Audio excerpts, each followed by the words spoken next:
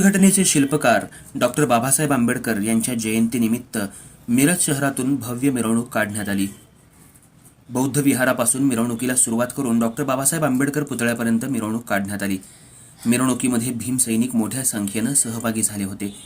Miraj market परिसरामध्ये क्रांतीचक्र युवा मंच, PRP, वंचित बहुजन आघाडी, महाराष्ट्र रिपब्लिकन पक्ष यासह अनेक पक्ष संघटनांनी स्वागत मंच तयार केले होते।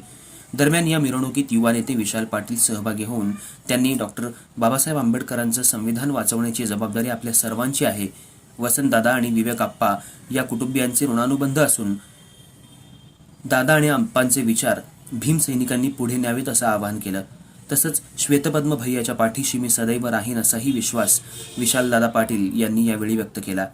यावेळी RPIचे युवा जिल्हाध्यक्ष श्वेतपद्म कांबळे, जिल्हा नियोजन समितीचे सदस्य पोपटराव कांबळे, RPIचे जिल्हा कार्याध्यक्ष अशोक कांबळे, जिल्हा परिषदेचे माजी सदस्य बाळासाहेब भंडारे, उद्योजक CR सांगलीकर, माजी नगरसेवक संजय मेंढे, माजी नगरसेवक निरंजन आवटी, माजी नगरसेवक करण जामदार, माजी नगरसेवक साजिद अली पठाण, ॲडव्होकेट बिल्किस बुजरुक, प्रबुद्ध कांबळे आणि मिलिंद मेटकरी यांच्यासह विविध पक्षांचे संघटनांचे पदाधिकारी उपस्थित होते।